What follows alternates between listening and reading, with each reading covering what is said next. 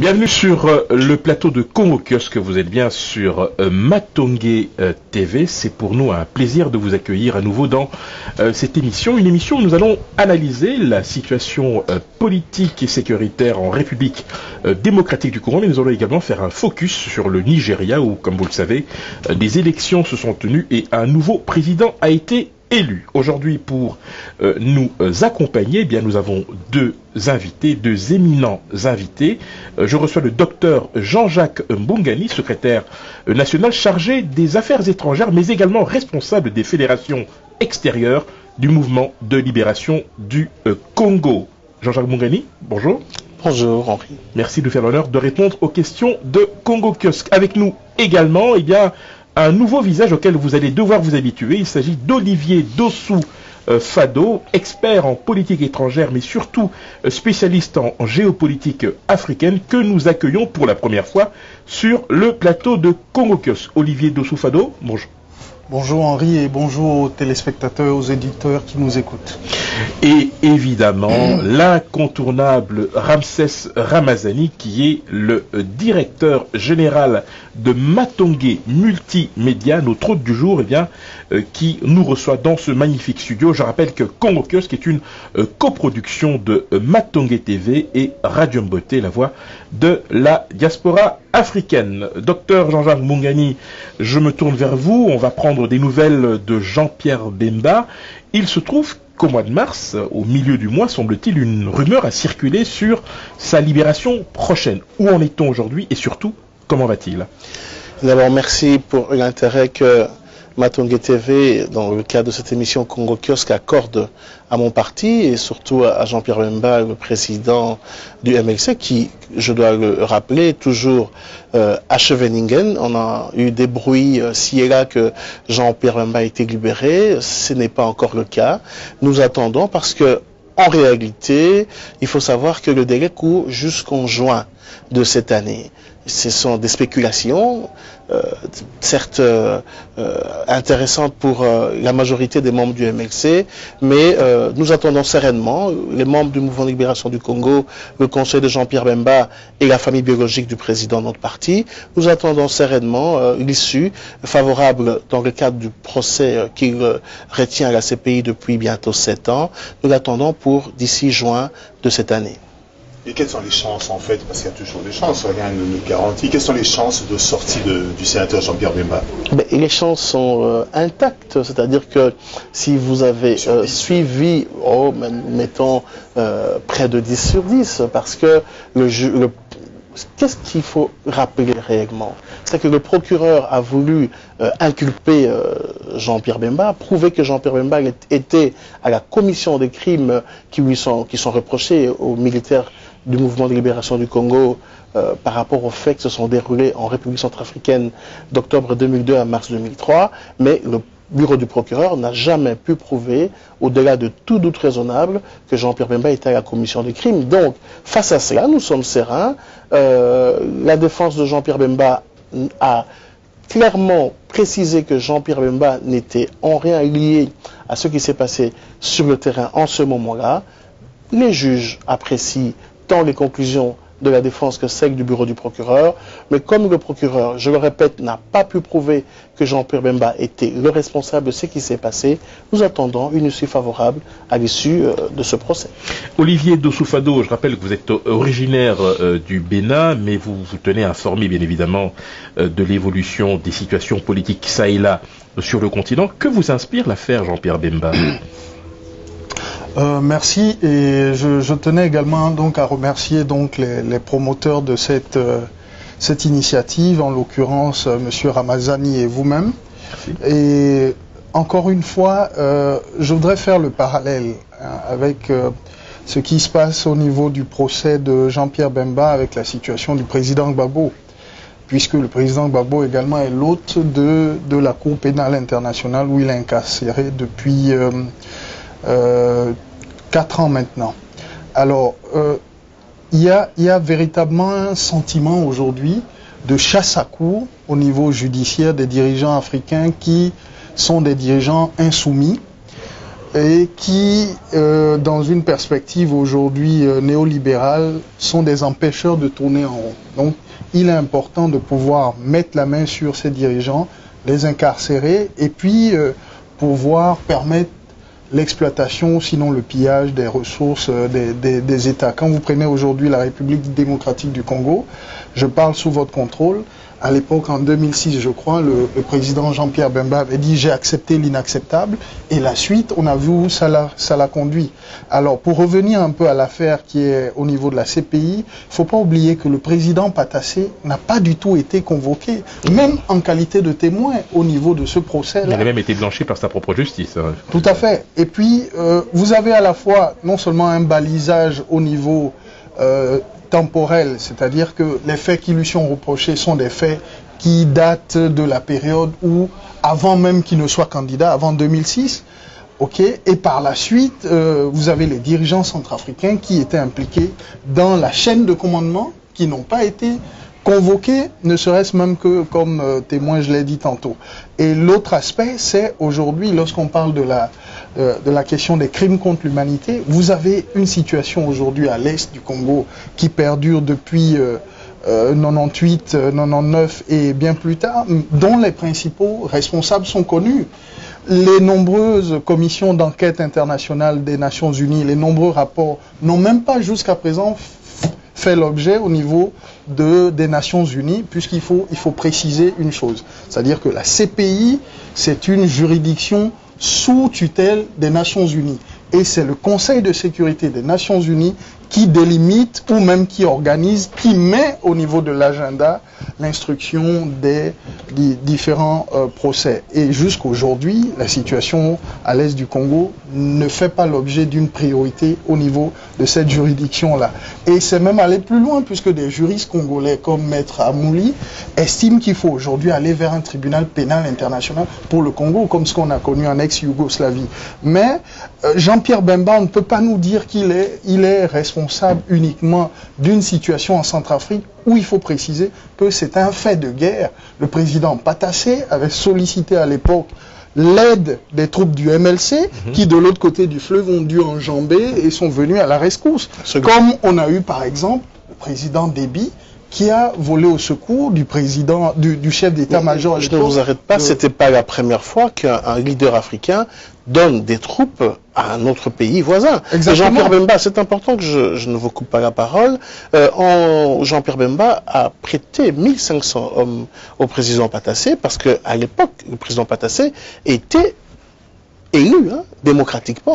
Et il était en face d'une rébellion, la rébellion du président Bozizé. Donc, dans cette aide-là, ce qui s'est passé, malheureusement, la justice, c'est une justice qui n'est pas, qui est à deux niveaux, parce qu'on a décidé de poursuivre unilatéralement Jean-Pierre Bemba, donc les faits qu'auraient commis les militaires du MLC, alors qu'il y avait plus d'une dizaine de troupes dans le conflit. On aura l'occasion d'y revenir. Ramsès, nous avons quelques informations sur la situation interne de la RDC.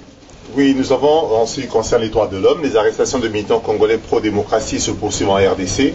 3 membres de la coordination de la lutte pour le changement sont détenus depuis mercredi 8 avril à Goma, dans l'est de la République démocratique du Congo. Sur Twitter, la Lucha a donné les noms de 3 personnes arrêtées, Trésor Akili, Vincent Kassereka et Gentil Mouloumé, et dénoncé mercredi matin l'arrestation d'un 5e membre du mouvement, Pascal Bioumanié, qui selon elle a apporté de la nourriture aux détenus. Alors, Jean-Jacques Mondani, qu'est-ce qui se passe en RDC en ce moment? On a l'impression que les activistes des droits de l'homme, les journalistes, ça donne des insomnies. Comment vous expliquez ce qui apparaît aux yeux d'une certaine opinion comme étant une fuite en avant, tout simplement? Mais d'abord, c'est très triste ce qui s'est passé. Quand des jeunes panafricains, tant congolais que d'autres pays d'Afrique, viennent simplement essayer de faire valoir le droit à la libre expression, que fait le gouvernement? Ils arrêtent ces personnes-là. Avec la pression internationale, ceux qui de nationalité autre que congolaise ont été rapidement libérés, mais les Congolais croupissent en prison. Et il y en a même qui se cachent parce que de peur d'être arrêté en ce moment. Donc ça prouve à suffisance que le gouvernement actuel de notre pays est un gouvernement qui ne veut pas aller dans le sens réel de la démocratie. Et moi, j'encourage tous ces jeunes qui au péril de leur vie, sont sortis pour montrer l'exemple aux populations africaines, en l'exemple de ce qui s'est passé dans d'autres pays d'Afrique, qu'il y a moyen de dire non. Et c'est quelque chose de très très favorable.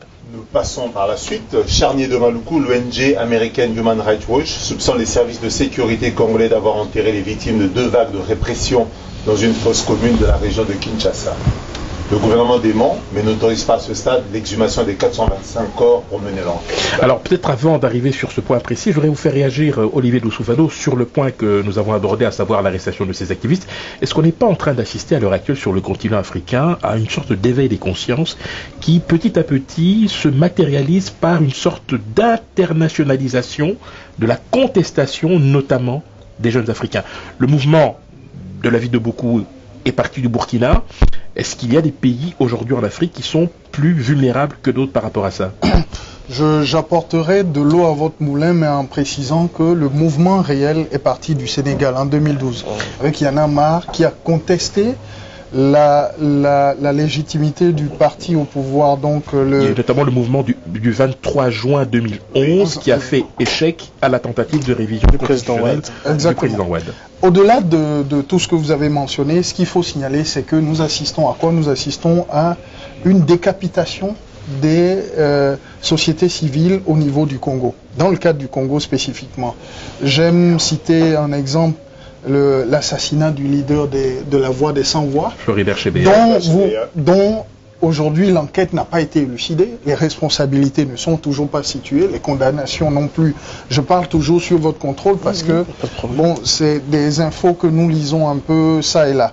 Alors l'autre aspect aussi qu'il faut mentionner, c'est que, comme vous l'avez rappelé, il y a aujourd'hui comme une volonté il y a un transfert de compétences qui est en train de se faire au niveau sud-sud, en ce qui concerne les pays africains, en termes de partage d'expérience, au niveau, par exemple, de la contestation populaire.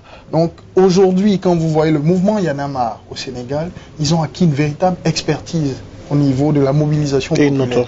Et une autorité internationale. Ils sont soutenus par diverses ONG, etc., etc. dont j'ai quelques réserves par rapport à ça, notamment l'Open Society de George Soros.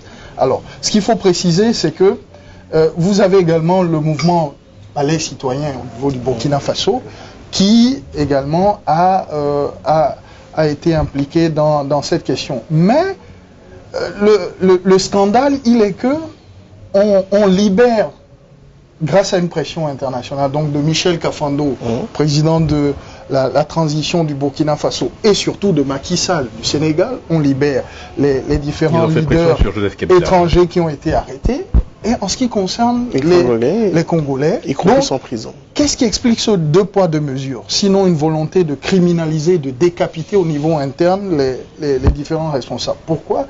Tout simplement dans une volonté de verrouiller tout débat démocratique interne, parce qu'on n'est pas sans savoir qu'une démocratie se mesure également à la vitalité de sa société civile. Mais Olivier Dessous, ce que vous ne dites pas, j'attendais que vous le disiez, mais je n'ai pas entendu ça. On raconte que les États-Unis d'Amérique sont derrière, qu'il y a un mouvement de jeunes, il y en a marre, les citoyens, où il y a des budgets qui sont donnés par la Maison-Blanche pour pouvoir. Est-ce que vous voyez maintenant que c'est une manœuvre de la Maison-Blanche? Est-ce qu'ils cherchent des moyens de mettre plus des Africains entre Africains pour régler des problèmes? Quel est votre regard juste par rapport à cet aspect Maison-Blanche, jeunes Africains? Très rapidement, comme ça on fait réagir. J'ai envie de vous renvoyer la question. Le mal, il est où? Les États-Unis. Il n'y a pas de mal. Juste oui, mais je réponds à votre question en disant que les États-Unis, ils sont dans une logique d'hégémonie, d'affirmation d'une volonté de puissance. Et tous les moyens sont bons, aussi bien ce qu'on appelle en relations internationales, c'est-à-dire le hard power, c'est-à-dire la guerre, les invasions des pays, ou le soft power. Et donc ça, par exemple, les mouvements de la société civile sont nés après les scandales qu'il y a eu aux États-Unis au niveau de l'Iran, ce qu'on a appelé l'Iran Gate, et puis aussi l'affaire des contrats en Amérique latine. Ils se sont dit désormais, on ne va plus financer les actions clandestines de déstabilisation ou les guerres à visage ouvert. On va fonctionner sur le modèle du soft power, les sociétés civiles.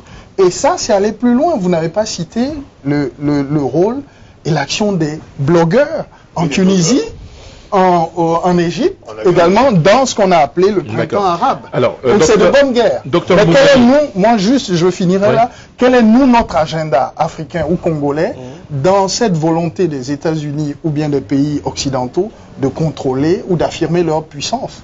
Quel est l'agenda des Africains? Moi, je serais plus perplexe, parce que vraiment, je ne sais pas si, parce que c'est le gouvernement qui accuse, à dessein d'ailleurs, les États-Unis de vouloir déstabiliser le régime Mais il y a un diplomate américain a reconnu qu'il y a eu une petite logistique par rapport de toute façon, les mouvements associatifs doivent être en contact avec le milieu international. Mais incriminer, créer le lien direct à viser de déstabiliser, ça c'est la version uniquement du gouvernement congolais. Maintenant, le travail, comme mon co-débatteur le dit, le travail de la société civile africaine, c'est d'être vraiment organisé de manière à ce que les expériences des uns profitent aux autres. Parce que c'est maintenant qu'il faut que les Congolais, en tout cas en ce qui concerne la RDC, soient plus vigilants, parce qu'il y a une accumulation. Il y en a marre, ben les citoyens, il y a des arrestations, il y a peut-être des enlèvements, il n'y a pas de suite, et on va arriver au charnier du 19 mars. C'est précisément grâce à la société civile que cette affaire a été éventée. Alors là, je pense que nous entrons dans une autre dimension. 425 corps. Alors, on a vu la communication gouvernementale depuis le début de cette affaire plutôt chaotique, plutôt hasardeuse, avec des contradictions. On a vu passer des documents voulant attester de la bonne foi des morgues réputées avoir en tout cas procédé à l'examen de ces corps. Jean-Jacques Mungani, aujourd'hui, quelle est la position du MLC par rapport à cette affaire? Mais d'abord, le mouvement de libération du Congo condamne ce qui s'est passé le 19 mars. Parce que c'est avec effroi que le président de mon parti a appris cette nouvelle et rapidement, par ma voix, j'ai adressé une correspondance à l'ambassadeur du Congo en Belgique pour Quel est le contenu de cette correspondance? C'est simple, c'est-à-dire que nous déplorons ce qui s'est passé, nous condamnons d'ailleurs le fait que des personnes puissent être enterrées dans des conditions floues, nuitamment. Si c'était des indigents, comme allègue le gouvernement, ça aurait pu se faire correctement, en journée, sans avoir peur des critiques. Parce qu'il faut le dire, il y a des chiffres qui circulent, on parle de 421 en tout cas, le gouvernement morts, 425 morts, mais de tous ces chiffres qui circulent, le même gouvernement a dit qu'il y avait au moins plus de 300 nouveau-nés. Dans les chiffres qui circulent sur Internet d'ailleurs, tout en passant. Mais ce qu'il faut retenir, c'est que nous, partis politiques d'opposition, dans sa globalité, nous avons interpellé le vice-premier ministre, ministre de l'Intérieur au Parlement pour s'exprimer à ce sujet, et également avons demandé l'ouverture d'une enquête indépendante. Est-ce qu'il y avait un communiqué de l'opposition dans son ensemble sur cette demande-là? Ah mais absolument, il y a eu plusieurs leaders qui se sont exprimés dans ce sens-là. José Makila est passé au Parlement pour demander une enquête. Je voudrais aussi dire que le président de l'Assemblée a coupé court à une enquête parlementaire en disant qu'il n'y aurait pas besoin d'enquête parlementaire parce que le procureur général de la République a ouvert une enquête à ce sujet. Mais nous demandons une enquête indépendante, telle que Human Rights a appuyé. Indépendante ou internationale? Indépendante et internationale. D'ailleurs, parce qu'il faut savoir que la Belgique, par la voix du ministre des Affaires étrangères, demande aussi qu'il y ait une enquête indépendante internationale. Une aide d'1,5 million. Donc, il faut le dire, nous sommes contre ce qui s'est passé et nous voulons que que les Congolais et la communauté internationale soient éclairés quant à ce sujet. Parce qu'il faut donner de l'information. Nous devons dire que ce genre de cas, de personnes abandonnées dans des morgues, de nouveau-nés, il existe un service. Ça, c'est de l'information pure et simple. Le ministère des Affaires sociales, la ville de Kinshasa, disposant d'un budget, les personnes sont regroupées en effet, une messe est dite pour ces personnes décédées, le cercueil est acheté, tout est fait naturellement et en pleine journée, une messe est dite et ces personnes sont répertoriées. Voilà comment cela se fait naturellement et d'habitude. Ce cas se fait nuitamment, ça part au-delà de ce qui se fait naturellement pour ces personnes qui sont abandonnées parce qu'elles n'ont pas retrouvé la famille, parce que la famille n'a pas suivi.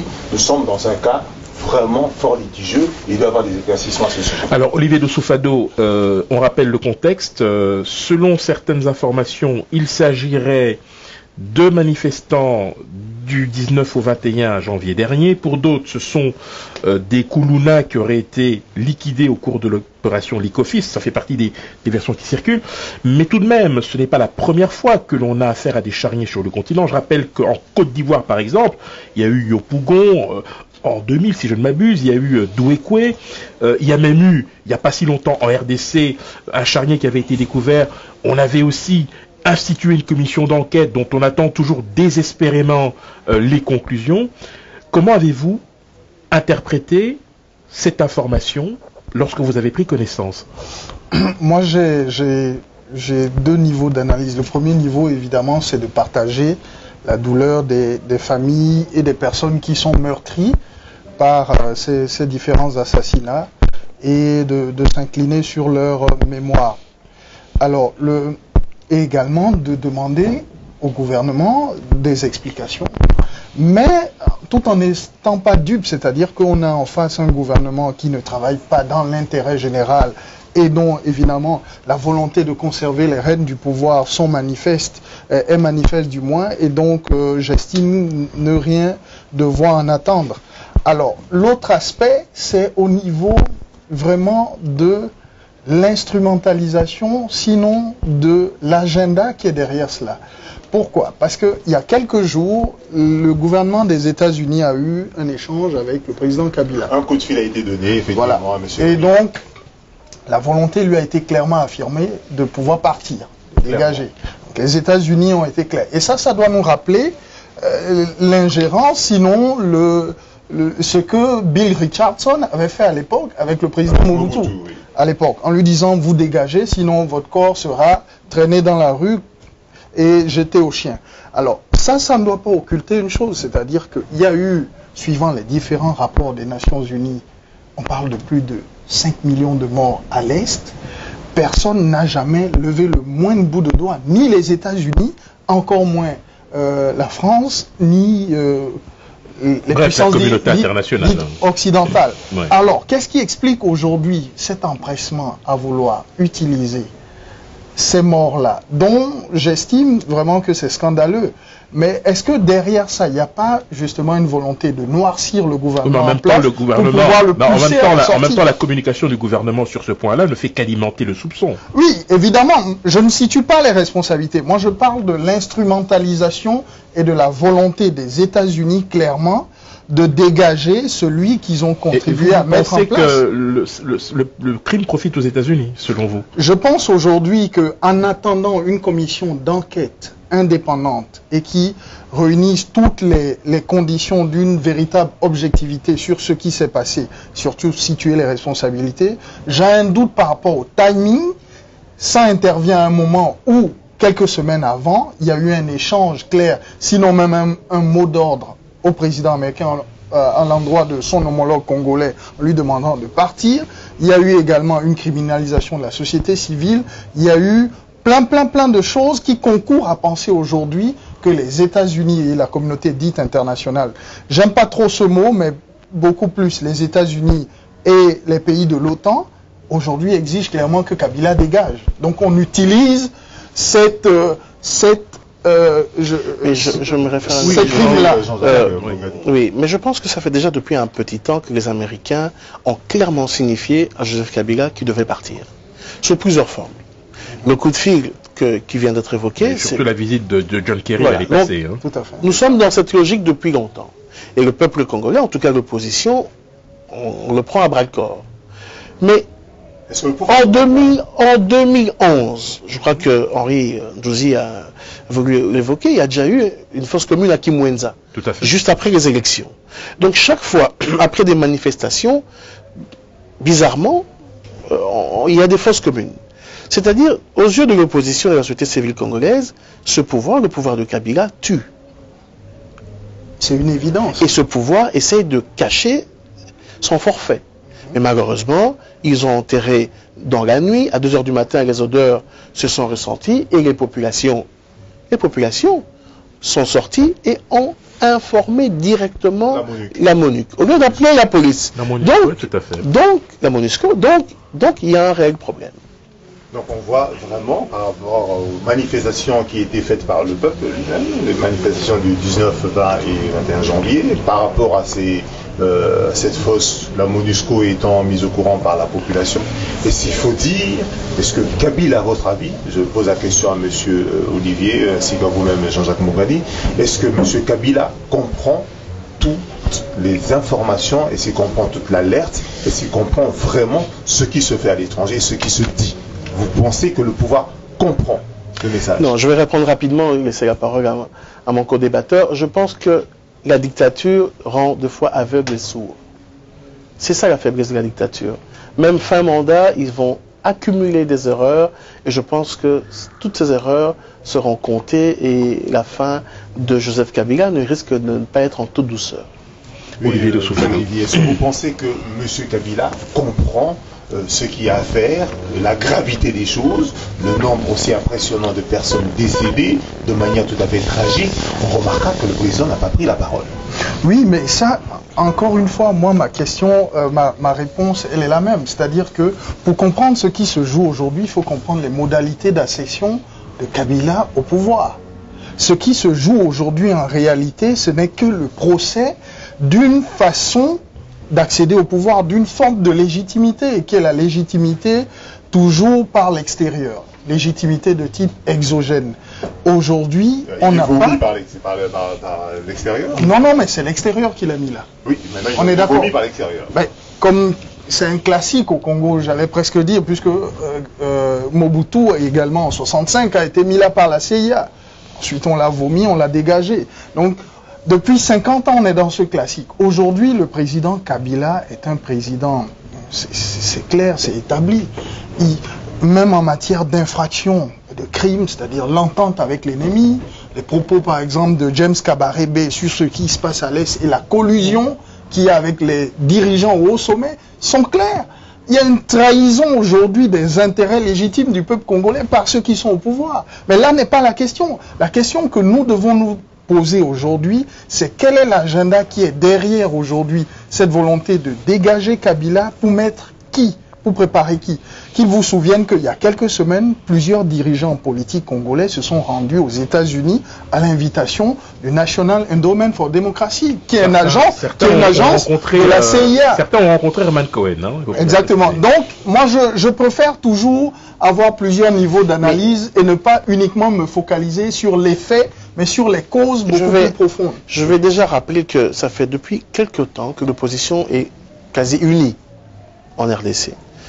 C'est pas simplement du 19 au 21 janvier qu'on a vu l'opposition unie, parce que l'opposition finalement a compris, par rapport à ce qui s'est passé en 2006 et en 2011 dans notre pays, qu'il faudrait en tout cas parler ensemble, essayer de mettre en place une structure commune pour peut-être dans des échéances futures avoir un candidat commun. C'est vrai que pour arriver à renverser la vapeur, il faut que l'opposition puisse conjuguer de manière unifiée et donner un signal clair à la population congolaise. Oui, on va avancer en ce qui concerne le plan sécuritaire. 9 soldats congolais, dont 3 officiers, ont été tués lundi 6 mars après-midi dans une embuscade tendue par les FDLR dans l'est démocratique du Congo, alors que l'armée congolaise s'est engagée dans une offensive censée éradiquer ces miliciens. L'attaque a eu lieu dans l'est du district de Massissi au nord Kivu, selon le général-major Léon Mouchalé. 3 officiers dont le colonel Raphaël Bawili, commandant des forces armées de la RDC pour le district de Massissi, figurent parmi les 9 militaires congolais tués. 9 autres soldats ont par ailleurs été blessés dans cette attaque. On voit que la situation ne fait que continuer dans cette... Alors très rapidement, Jean-Jacques Mongani, résolution 2211 qui proroge d'une année le mandat de la MONUSCO sur fond de débat, réduction des effectifs, départ immédiat, et puis évidemment en toile de fond cette traque des FDLR qui, il faut bien le dire, ne donne pas forcément de résultats escomptés. Est-ce que, à la lumière de cet événement malheureux qui a eu lieu, je rappelle, le 6 avril, lundi 6 avril, est-ce qu'il n'y a pas eu de la part de Kinshasa un péché d'orgueil que de vouloir, on va dire, mener seul les opérations, quand on connaît l'état dans lequel se trouve, je dirais, l'armée, en dépit des efforts, hein, il faut bien quand même le relever qui sont faits, mais quand même, ça fait un peu désordre, non?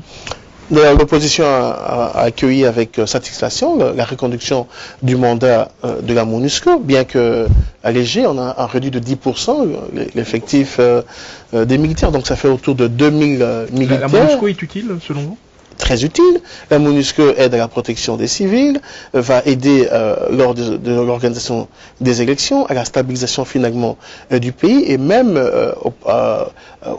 disons à la matérialisation de l'accord cadre d'Addis Abeba de février 2013. Aux dernières nouvelles, elle apportera un soutien technique, notamment à la commission d'enquête par rapport au Donc, comment pouvez-vous, dans un pays gigantesque comme le nôtre, par exemple, rien qu'au niveau des élections, penser organiser des élections, emmener les kits électoraux dans tous les 4 coins de la République sans l'aide logistique de la MONUSCO, en ce moment.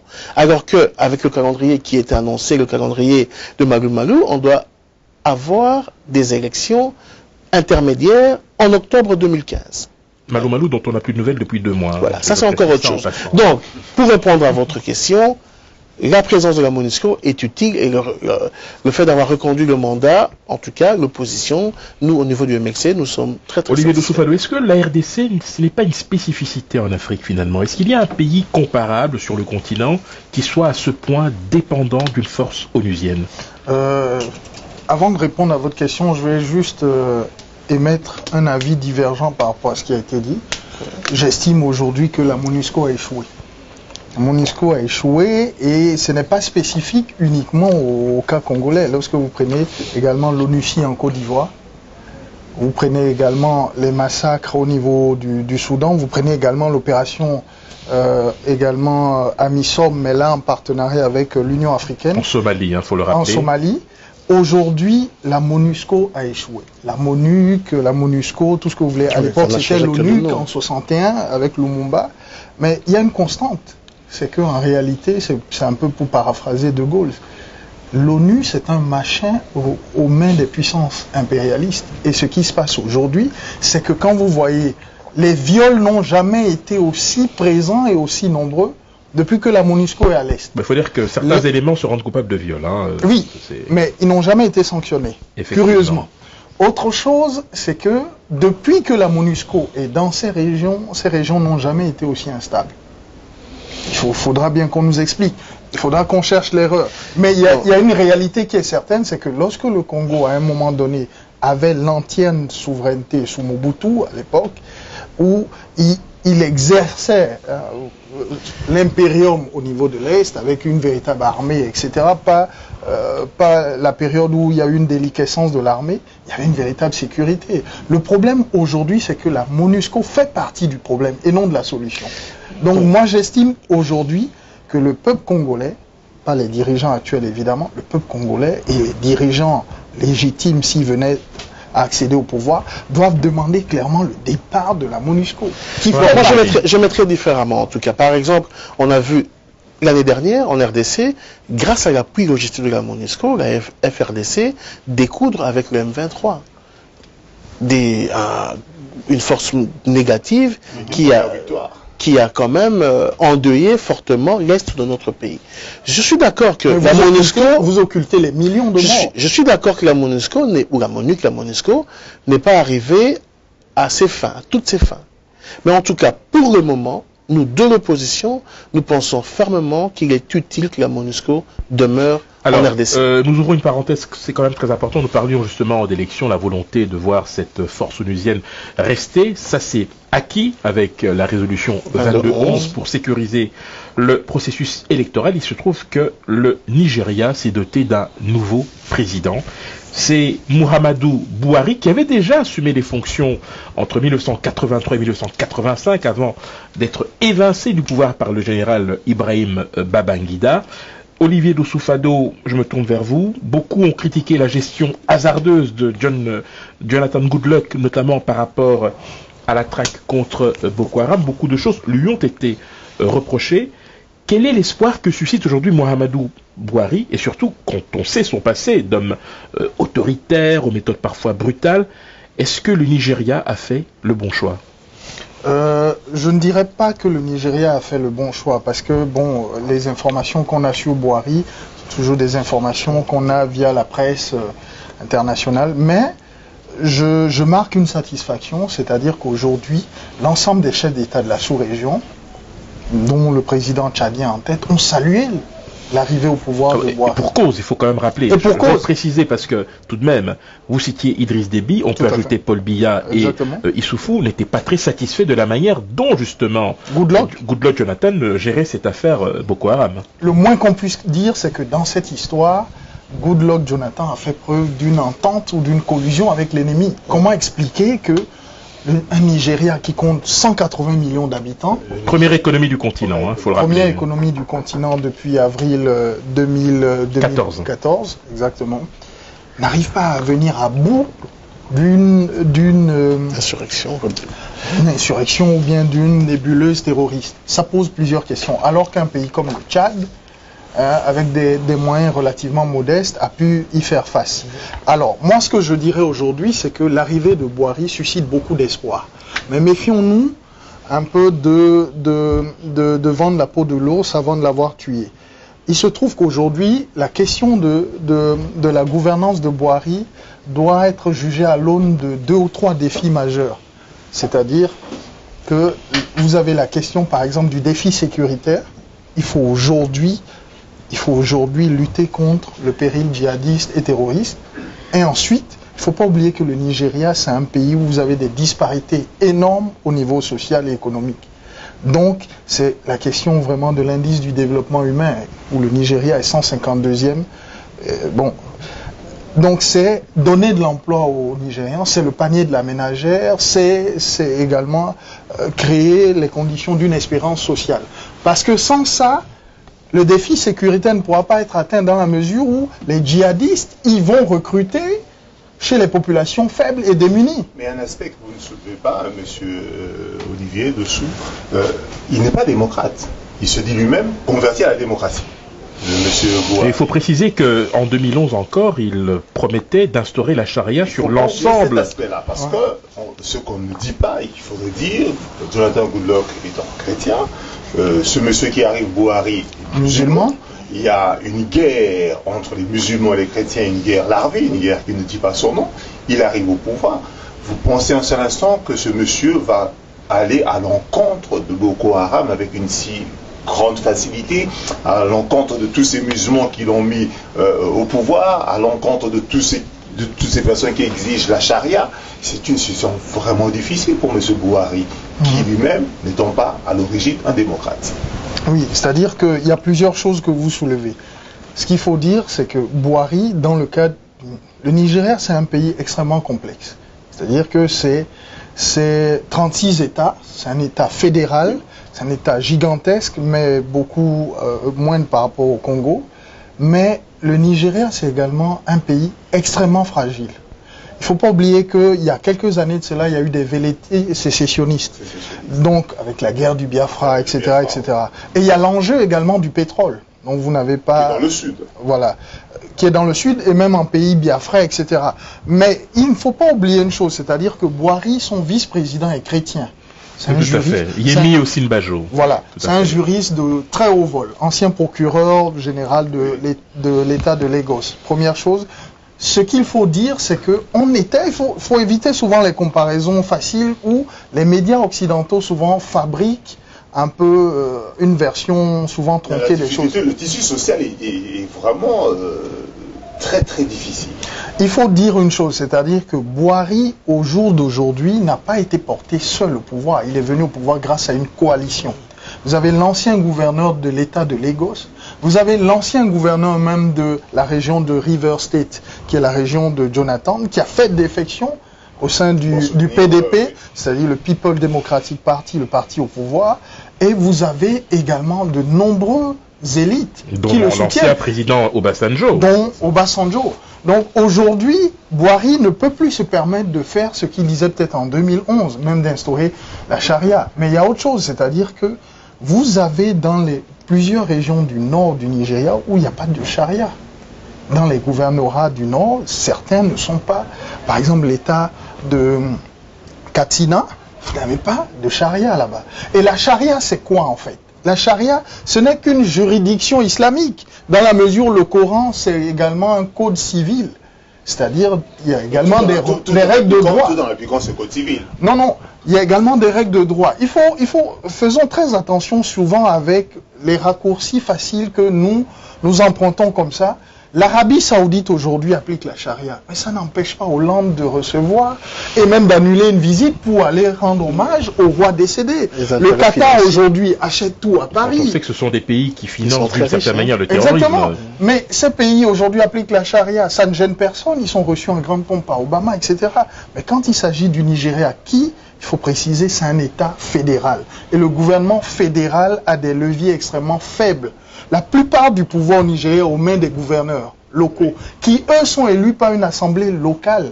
Donc, il a beau vouloir peut-être instaurer une directive ou un projet dans un État donné, vous avez des barons locaux qui sont extrêmement puissants, qui verrouillent. Et alors, c'est qu'on verrouille contre Jonathan. On va y arriver, hein, parce qu'il y a eu aussi l'affaire du sultanat de Kano à l'époque de Jonathan Goodluck et Roch Funès. Jean-Jacques Mungani, je vous ferai réagir quand même. Ça fait pas rêver de voir comme ça un passage de témoin aussi civilisé entre un ancien président et un autre qui sera investi, il faut le rappeler, le 29 mai prochain. Tout à fait. Voilà, ce que moi je retiens, c'est qu'à l'instar de ce qui a été dit, mais c'est vrai qu'il y aura peut-être des problèmes dans l'avenir, mais le signal fort politique que nous retenons, nous, membres de l'opposition en RDC, c'est que à l'issue des élections dans un pays d'Afrique, il y a un nouveau président qui en sort. Voilà, et donc le reste, je pense que ce peuple est assez mûr pour s'organiser dans l'avenir, pour éviter ce que vous craignez là à l'instant. Nous prenons ça comme un signal positif. Ce que nous espérons d'ailleurs chez nous en RDC, c'est que au lendemain du 20 décembre 2016, qu'il y ait un autre chef d'État après Joseph Kabila. Juste par rapport à tout ce qui s'est passé au Nigeria, juste une dernière question. Est-ce que vous avez cru, à votre avis, que M. Jonathan Goodluck a vraiment bataillé pour passer, ou il a tout simplement abandonné? Il était fatigué, débordé par toutes ces choses-là. Cet aspect-là, est-ce qu'il a vraiment bataillé pour garder le pouvoir, ou vous sentiez déjà que... Il était résigné selon vous? Non. Résigné, avait envie de partir. Il n'était pas du tout résigné. Il y a eu plusieurs enjeux dans ces élections, notamment sa volonté de conserver le pouvoir était manifeste et établie.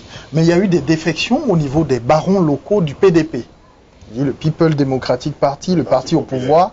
Et il y a eu surtout, quand on parle du Nigeria, il ne faut pas oublier le rôle d'un monsieur comme Obasanjo, Olusegun, qui est un personnage mythique, presque le parrain de la classe politique. Ancien président, il a assumé 2 fois les fonctions d'ailleurs. Non seulement ça, c'est également, c'est-à-dire c'est le faiseur d'unité du Nigeria. À l'époque, il était chef d'état-major de Yakubu Gowon. Est-ce que vous pouvez rappeler, cher Olivier Dessous, tout ce qu'il y a comme petit royaume dans ce grand Nigeria? Tout à fait. Tous ces petits princes, tous ces rois dignes de nom, qui sont vraiment là, qui tiennent le pouvoir, qui tiennent des populations. Comme le sultanat de Kano, par exemple. Oui. Le pouvoir coutumier est très fort dans cette fédération. Oui, tout à fait, parce qu'on a encore en face un système britannique qui a laissé des traces, c'est-à-dire l'indirect rule, c'est-à-dire vous avez là des baronnies locales, des chefferies locales en pays Yoruba, qui également, dont je suis originaire, via le Bénin, puisque ça est essaimé partout en Afrique de l'Ouest, vous avez des chefferies extrêmement puissantes. Et ces chefferies se sont mis derrière Boari, un fait unique. C'est-à-dire que Goodluck, Jonathan, en réalité, ce qui s'est passé, ce n'est pas Boari qui a gagné les élections. Il y a eu un plébiscite anti-Goodluck, Jonathan. Mais il faut signaler également, je corrobore ce qui a été dit, le rôle du président de la Commission électorale nationale indépendante au Nigeria, l'INEC comme ça s'appelle là-bas, c'est-à-dire le professeur Atairu Jega. Et Jega, c'est un universitaire, il est professeur de sciences politiques. Goodluck a tenté de le corrompre, de l'acheter, de l'intimider, mais il n'a pas avalisé les résultats tronqués.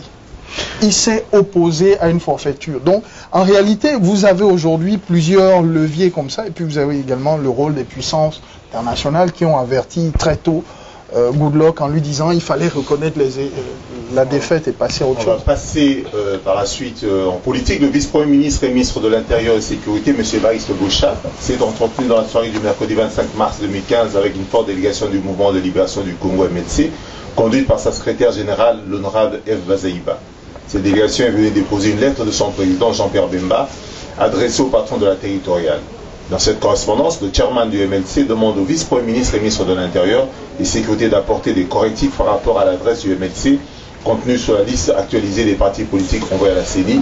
Voici une bonne raison pour M. Jean-Jacques Mbungani de nous éclairer. Peut-être avant que vous ne puissiez répondre, Jean-Jacques Mbungani, sur le contenu de cette lettre et le sens de cette démarche, il y a eu une mise en place, il y a de cela quelques semaines, au niveau des entreprises publiques, notamment à la SCPT, ex-ONATRA, et on a vu parmi les administrateurs nommés Jean-Jacques Bemba. Est-ce le frère du chairman? Est-ce qu'il représente le MLC ou est-ce une démarche personnelle? Mais effectivement, Jean-Jacques Bemba, c'est le petit frère de Jean-Pierre Bemba, qui est le président du MLC, mais il est de notoriété publique que Jean-Jacques Bemba est membre du PPRD depuis au moins 4 ans. Donc, c'est pas le fait d'être le frère de Jean-Pierre Bemba. Le symbole est quand même fort. Hein. Disons que je pense que nous aspirons à une démocratie. Chacun a le droit de ses opinions. Moi, je respecte. On l'a vu dans d'autres démocraties, effectivement, dont le père est à gauche et la mère à droite et les enfants au centre. Jean-Pierre Bemba. Docteur Mbungani, lapsus révélateur. Alors, par rapport à la démarche de Eve Bazaïba et la lettre remise au vice-premier ministre Évariste Bochab. C'est tout à fait simple. Madame Eve Bazaïba, secrétaire générale du MLC, au mois de mars, a fait une visite en Europe, et évidemment à La Haye, a rencontré Jean-Pierre Bemba.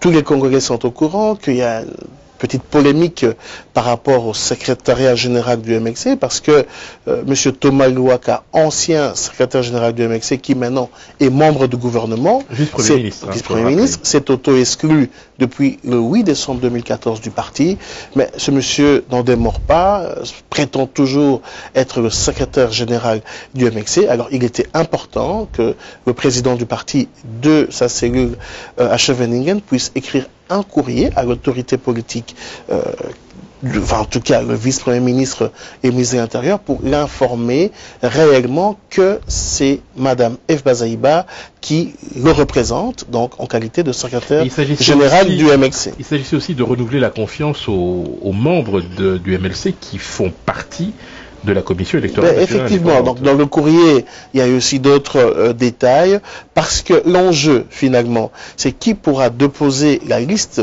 des candidats MLC aux prochaines élections. Il était important de repréciser que la seule signature de Eve Bazaïba représentait réellement Jean-Pierre Bemba.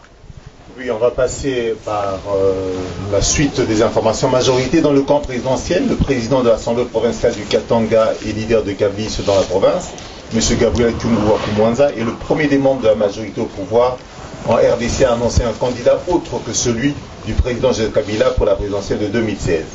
Pour ce parti, il ne sera pas question d'un troisième mandat de Kabila, car, a affirmé M. Kungu, la Constitution est claire et le secrétaire général de l'AMP l'a bien souligné, le président Joseph Kabila respectera la Constitution. C'est moi que je te plaît. Olivier Dossou-Fado, que vous inspirent ces soubresauts et toute cette agitation dans le camp présidentiel, vu de Cotonou?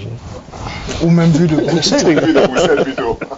Même vu de Bruxelles. Non, je pense que le président Kabila est dans son rôle. C'est-à-dire, c'est le prince, il veut conserver le pouvoir, il utilise les artifices, etc. Le diviser pour régner, c'est un classique. On le voit aujourd'hui avec le FPI de Laurent Gbagbo, où Afi N'Guessan aujourd'hui a largué les amarres et il est allé à Canossa. C'est-à-dire qu'aujourd'hui, suite à une visite de Hollande en Côte d'Ivoire, bon, ça c'est une parenthèse, c'est dire, même aujourd'hui avec Yahi Boni, il divise plein de partis d'opposition parce que lui également il veut modifier la Constitution et conserver le pouvoir alors que la Constitution lui interdit de faire un troisième mandat. Donc je pense qu'il est de la responsabilité des forces de l'opposition, de la société civile, des journalistes et même des amis du Congo, donc des Africains, de se mobiliser. Jean-Jacques Mbungani, sur ce point. En réalité, on constate que depuis quelques semaines, bientôt quelques mois, que la majorité présidentielle est en difficulté. D'abord, il y a eu le gouverneur du Katanga, Moïse Katumbi, de retour d'Europe après... Il semble rentrer dans le rang quand même. Oui, bon, c'est déjà important que Moïse Katumbi passe devant sa population à Lubumbashi, dire que Joseph Kabila a triché aux 2 dernières élections. C'est important, même s'il est rentré dans l'ordre quelques semaines plus tard, mais au moins il a informé tant l'opinion nationale qu'internationale. Le président de l'Assemblée provincial Kyungu, qui officiellement décrit Joseph Kabila, nous le prenons avec joie parce que ça va renforcer l'alternance que l'opposition veut récupérer demain. Mais M. Gabriel Kyungu a toujours été un peu plus libre que tous les autres dans son discours, dans sa façon de faire. Est-ce qu'il est peut-être une personnalité plus forte pour pouvoir... Non, je pense que réellement, la faiblesse de la majorité présidentielle se trouve au Katanga. Gabriel Kyungu dit... La faiblesse, d'autres gens disent... De la majorité présidentielle. Oui, non, la faiblesse. Mais hier, la force, aujourd'hui, la faiblesse. Parce que les propos de Gabriel Kyungu, en tout cas, ça va pas... ça sonne de glace. Ça sonne de glace, c'est pas de toute joie pour Joseph Kabila. En tout cas, nous constatons que la majorité est en difficulté et c'est à eux d'en tirer les conclusions. Alors on va prendre la dernière page en ce qui concerne un peu le Congo, la Commission électorale nationale indépendante. Que devient le président de la CENI, l'abbé Apollinaire Malou Malou, qui a disparu des radars depuis plus de 2 mois. Les rumeurs les plus folles circulent à son sujet et alimentent les spéculations dans les salons UP de Kinshasa. Vous avez des infos à ce sujet, Jean-Jacques Mungani? Particulièrement certains non. Nous en Afrique du Sud, en Inde, en Suisse, il y a même eu un 1er avril où on le donnait pour... oui, nous avons lu sur Internet que le président de la CENI était décédé. Est-ce que vous pensez qu'il serait en capacité de reprendre ses fonctions à la tête de la CENI? Non, je ne peux pas m'exprimer quant à ce. Je sais simplement qu'il est absent depuis un long moment. 2 mois quand même. 2 mois, c'est beaucoup.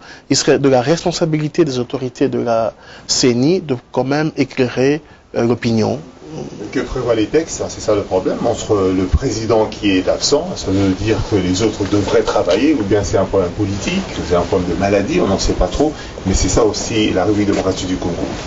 Alors, on arrive au terme de notre émission, tout en vous remerciant bien évidemment de votre disponibilité. Une toute dernière question. On n'a pas évoqué le calendrier électoral, mais on sait que certains privilégient les élections dites essentielles, les provinciales, les sénatoriales, forcément, les législatives et les présidentielles. Quelle est la position du MLC à ce sujet et est-ce que vous soutenez toujours l'idée d'un dialogue à l'instar de l'UDPS? Non, d'abord ce qui est important, c'est de dire que les élections intermédiaires, les locales, municipales et urbaines, nous voulons les postposer. Nous voulons qu'on organise les élections qui renforcent les institutions, donc les provinciales et les législatives et présidentielles, parce que surtout les élections présidentielles sont prévues dans la Constitution. Les autres élections, d'abord, sont budgétivores. Vous savez que le budget pour les élections sont chiffrés à 1,145 millions. Et si on arrive à postposer les élections intermédiaires, on pourrait économiser autour de 500 millions de dollars. Donc, c'est tout à fait normal que l'opposition propose qu'on postpose ces élections-là. Okay. Et le dialogue? Mais quant au dialogue, moi je pense que ce qui est important, c'est que l'opposition discute ensemble.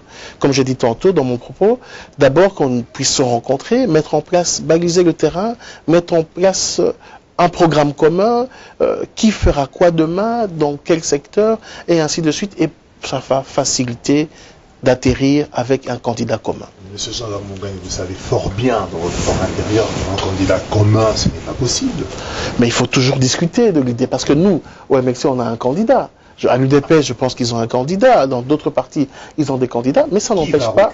Non, ça n'empêche pas que les leaders, que les partis se rencontrent pour échanger à ce sujet. Olivier de Soufado. Vous n'avez pas répondu à la question de M. Henri Nzouzi sur le dialogue face au pouvoir tel que demandé par l'UDPS. Non, le MLC n'est pas demandeur d'un dialogue.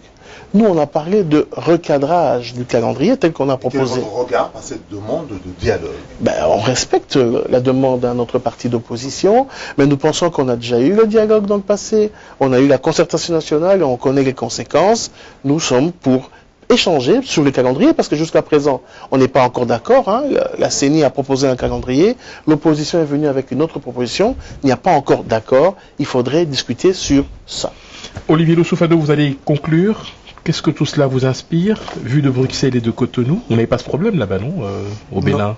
Je pense qu'aujourd'hui, la situation est la même quasiment un peu partout.